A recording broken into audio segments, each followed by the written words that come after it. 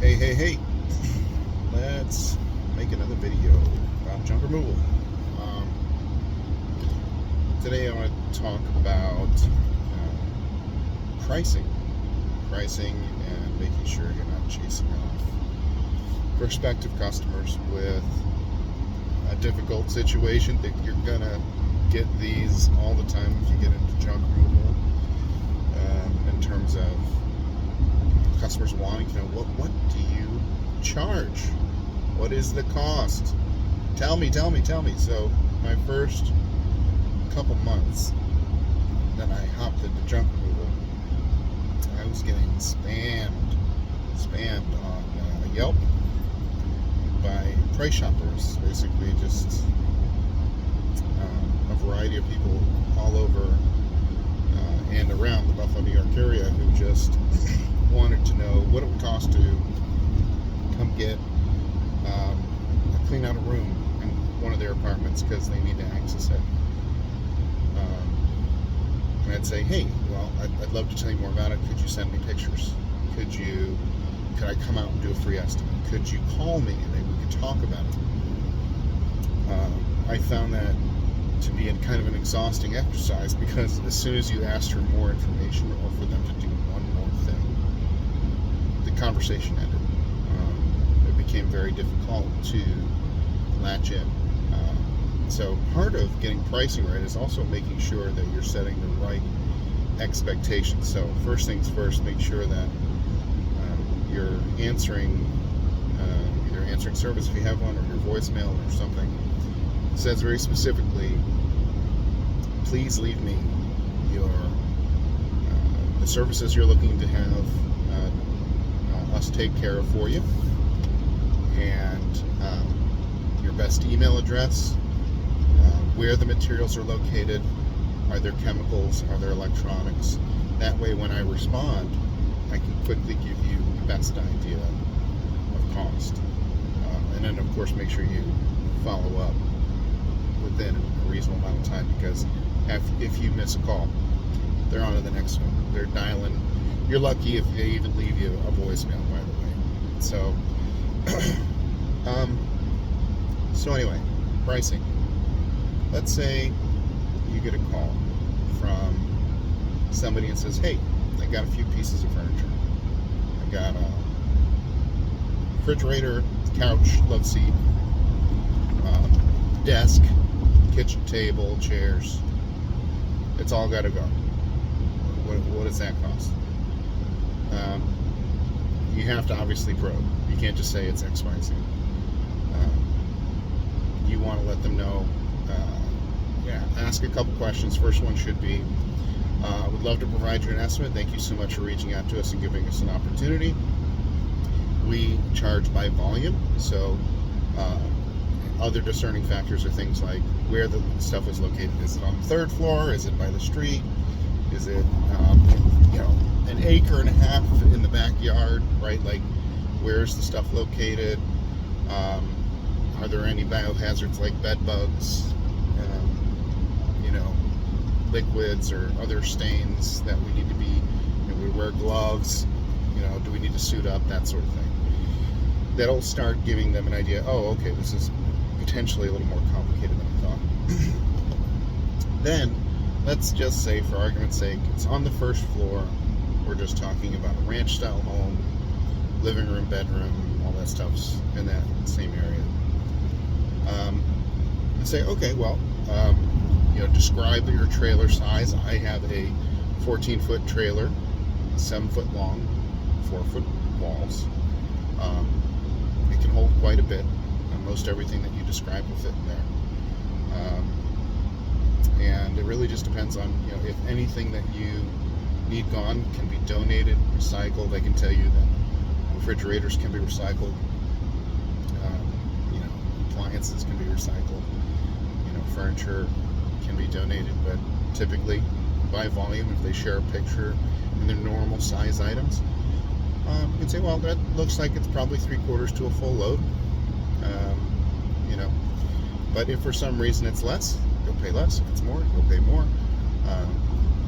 We take before and after pictures, and as a courtesy, we also do a broom finish on each room that, of course, is non-carpeted.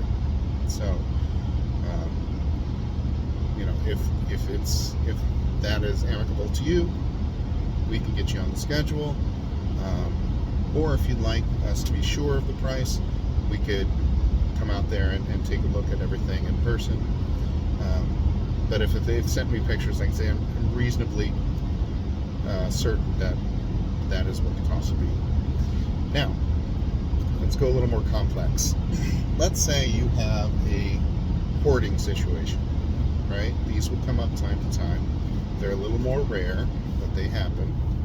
So the problem with hoarding situations is you will see the surface level of the debris. You won't see what's under it. You won't see around corners.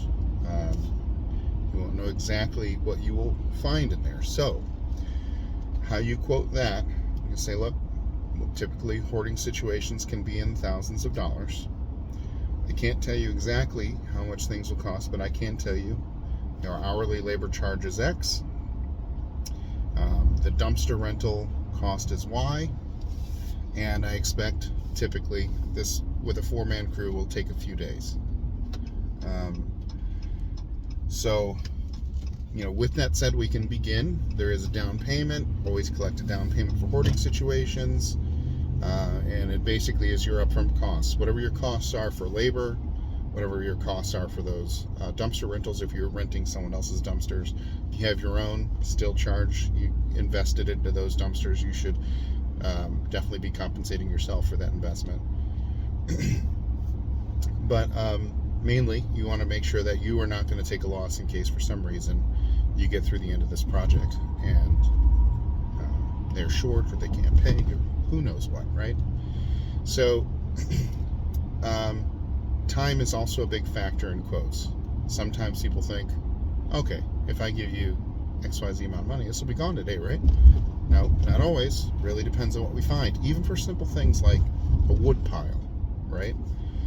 I can't tell you how many times I found either a wood pile, roof shingle pile, fill in the blank, a pile, where once you start peeling back the layers of that pile, what's underneath it is either an additional charge or doesn't all fit. The problem with pictures that you get on a phone is the reason why you have two eyes is you have some depth perception when you have two eyes. If you take a picture with a camera, you lose that. So you can't really tell exactly the size and shape of a pile. You don't know where they're standing typically in conjunction to the pile. You don't know if it's pressure treated wood versus, moldy, like crumbling wood with nails in it. There's a lot of different things that you need to think about when doing a quote. So if you're presented with a picture of a pile, tread carefully. I would over quote a pile of any kind. I had a pile of carpets one time and I thought, oh, that looks simple. When I arrived, the carpets were completely soaked through. There was well over a ton of carpet and I had to move it all myself up, and it was in the basement. So that one I underquoted, and I didn't take a loss, but I was damn close and I was exhausted. So make sure that you take the time to do yourself right and think of these things beforehand. The other thing that you run into, which can be difficult to quote, especially because a lot of your cleanouts are going to be like estates. They're going to be situations where the person who owns the stuff is not the person who bought the stuff. So if you're going through wardrobes of clothes, you may want to check the pockets. I found ammunition before. I found all kinds of things that cannot go to the dump, from a moral perspective and a safety perspective, but also because those things need to be disposed of responsibly. So time is one of those tricky things that you don't always know. You can clean out 10 houses, and each one of them you're going to have a different story. There's going to be a little cubby door you missed, but that cubby door opens into a pocket of space in the walls that you didn't realize they stored a whole bunch of crap in, and then you have to tell the customer, I'm sorry, this is another half load that we've discovered, which is why I said what I said earlier, which is make sure you tell them, I would put on every single quote, final invoice cost is based on final materials discovered. Protect yourself. A well-educated customer prevents a lot of misunderstanding later. Finally, I said this also earlier, but just to kind of hammer it home, you want to take before and after pictures of every job, every single job, specifically because when you send a request for review, you can attach that, say, hey, here's the job. The before and afters are extremely satisfying. It's probably the best part of our job in terms of a selling point, in terms of customers saying, yes, I got my money's worth. Those before and after pictures are everything. Make sure you do that. And definitely bring a big push broom and a regular standard broom with a dustbin. Make sure that you're doing everything you can to give yourself your best chance. Like, as an example, you can't see it, but in the back I got a dustbin this big, and I picked it up at Tractor Supply for like $10. That thing has got some miles on it. Can't tell you how many times we needed to use that, but it's a big selling point, right? You can take a before and after picture for you.